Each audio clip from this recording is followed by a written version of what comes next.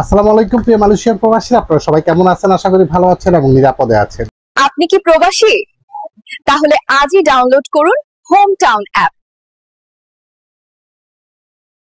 Thumbnail দেখেই বুঝতে পেরেছেন মালয়েশিয়াতে বৈধ প্রবাসীরাও ইমিগ্রেশন অপারেশন থেকে রক্ষা পাচ্ছে না, এবং এই বৈধ প্রবাসীরা ইমিগ্রেশন অপারেশন থেকে তাৎক্ষণিক রক্ষা পাওয়ার কিছু টিপস, এটা অবশ্যই আপনারা জানেন। এর আগে কয়েকটা ভিডিও বানিয়েছি, বিশেষ করে জুলাইয়ের 28 তারিখ থেকে 31 তারিখের মধ্যে প্রায় 2000-এর অধিক প্রবাসীরা আটক হয়েছে ইমিগ্রেশনের তথ্য অনুযায়ী।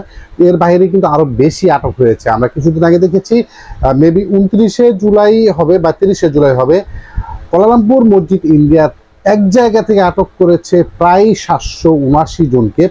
তো বৈধ প্রবাসীরা ইমিগ্রেশন অ্যারেস্ট হলে কেন তাদের ধরে নিয়ে যায় এবং অনেকে কেন দেশে পাঠিয়ে দেয়, কেন তাদের ছাড়ে না? বৈধ প্রবাসীরা সব সময় মনোবল অনেক বড় থাকে যে আমাদের বৈধ ভিসা আছে, কোনো সমস্যা নেই ভাই। কোন জায়গায় কোন পরিস্থিতিতে আপনি অ্যারেস্ট হয়ে যাবেন, ইমিগ্রেশন অপারেশন হবে, সেটা কিন্তু কেউই বলতে পারবে না। তো বৈধ প্রবাসীরা দয়া করে আপনারা পাসপোর্ট, মূল পাসপোর্ট হলে তো কথাই নেই, পাসপোর্টের ফটোকপি অন্তত পক্ষে এবং ভিসার রঙিন ফটোকপি, পাসপোর্টের রঙিন ফটোকপিটা সাথে রাখবেন, সিআইডিবিটা সাথে রাখবেন যদি কনস্ট্রাকশনের ভিসা হয়ে থাকে। পাশাপাশি আপনি সবচেয়ে মেজরিটি সমস্যা এইটাই দেখাচ্ছে, আপনি এজেন্ট ভিসা, মানে আপনি যেই কোম্পানিতে কাজ করেন ওই কোম্পানি নামে আপনার ভিসা না, আপনার ভিসা অন্য একটা বসের নামে। ওই বসের সাথে প্রতি বছর আপনি ভিসা লাগান বা তার সাথে শরণাপন্ন হন, কিন্তু ওই বসের কাছ থেকে কোনো সুরাত আপনি নেননি যে আপনি অন্য জায়গায় কাজ করতেছেন। ভাই, এই বিষয়টা অনেকেই হেয়পূর্ণ করে দেখেন, যার জন্যই বৈধ প্রবাসীরা বিশেষ বিশেষ জায়গায় আটক খাচ্ছেন। আপনাদের যেই ভিসাই হোক না কেন, service sector, manufacturing, construction, agriculture, plantation, cleaner, যে ভিসাই হোক না কেন, অবশ্যই আপনি যদি ওই বসের আন্ডারে ব্যতীত অন্য কোনো বসের আন্ডারে কাজ করেন, আপনি একটি সুরাত আপনার সাথে রাখবেন। একটি সুরাত মোস্ট ইম্পর্টেন্ট একটা বৈধ প্রবাসীর জন্য। এবং সিআইডিবিটা আপনার কনস্ট্রাকশন ভিসা হলে 100% আপনার সিআইডিবি সাথে রাখতে হবে। সুরাতটা কিরকম হবে, আপনার বসকে আপনি বলবেন, দেখ আমি তোর আন্ডারে কাজ করি না, বাট অন্য জায়গায় কাজ করি। এই মুহূর্তে মালয়েশিয়ার অপরিচিত পরিস্থিতি খুবই ভয়াবহ, বিভিন্ন স্থান থেকে শত শত প্রবাসীদের আটক করতেছে। আমাকে একটা সুরাত দে। সুরাতটা কিরকম, আমার মানে ওই নিজেই বলবে যে আমার কোম্পানিতে এই মুহূর্তে কাজের কিছু সংকট দেখা দিয়েছে, সেই খাতে আমি অন্য জায়গায় আমার এই কর্মীটাকে কাজে দিচ্ছি, আমার অনুমতি কর্মী, এরকম একটা কোম্পানির সিল এবং একটা সাইন থাকবে।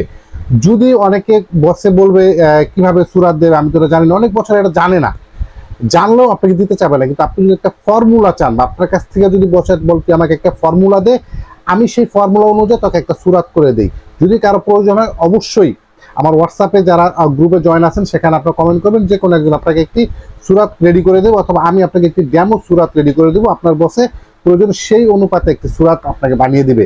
এই সুরাত ছাড়া আপনি অন্য জায়গায় কাজ করলে, আপনি যখন ইমিগ্রেশন অ্যারেস্ট হয়ে যাবেন, আপনার বসকে যখন আপনি কল দেবেন, শুধু আপনি না, 100-র মধ্যে মানে 40টা বস বা 50% বসে রিসিভই করবে না ফোন, বা রিসিভ করলে যখনই শুনবে যে আপনি অ্যারেস্ট হয়েছেন, তখনই সে দ্রুত অনলাইনের মাধ্যমে মাইজিকান লারি কেস দিয়ে দিবে।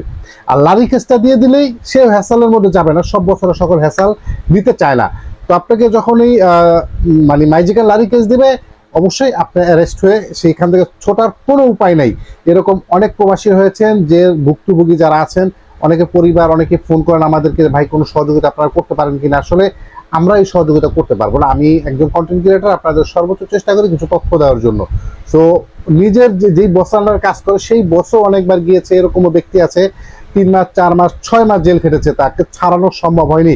এখন তাকে দেশে পাঠাবে, দেশে পাঠানোর জন্য তার লোক পাচ্ছে না। এমনও পরিবার আছে যারা আমাদেরকে ফোন করে অনেক তথ্য জানতে চায়। তো বৈধ প্রবাসীরা এই মুহূর্তে একটু সতর্ক থাকতে হবে। বৈধ আছেন বিদায়ী যে সবকিছু সমাধান, ব্যাপারটা এরকম না।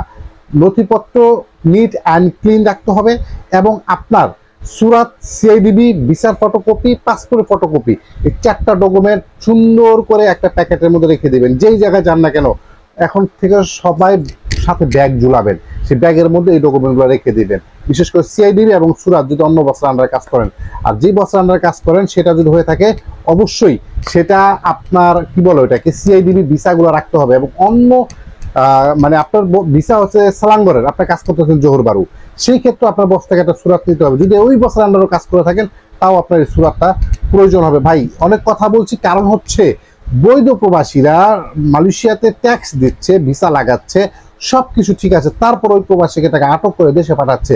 কারণ এই মুহূর্তে মালয়েশিয়া অপারেচের অবস্থা খুবই ভয়াবহ, কোনো রকম ঝামেলা হলেই প্রবাসীদেরকে ছাড়ার কোনো সুযোগ দিচ্ছে না। এই জন্য আপনারাও স্ট্রং হয়ে যাবেন আপনাদের ডকুমেন্ট নিয়ে। আর আনডকুমেন্টেড যারা আছেন তারা তো অবশ্যই প্রিপারেশন নিয়ে থাকবেন যে আপনার অন্ততপক্ষে যা আছে সাথে তাই নিয়ে, কারণ পরিস্থিতি খুবই ভয়াবহ, বিভিন্ন স্থান অপারেট হচ্ছে। সতর্ক থাকবেন, ভালো থাকবেন, দেখা হবে নেক্সট কোনো ভিডিওতে। আসসালামু আলাইকুম।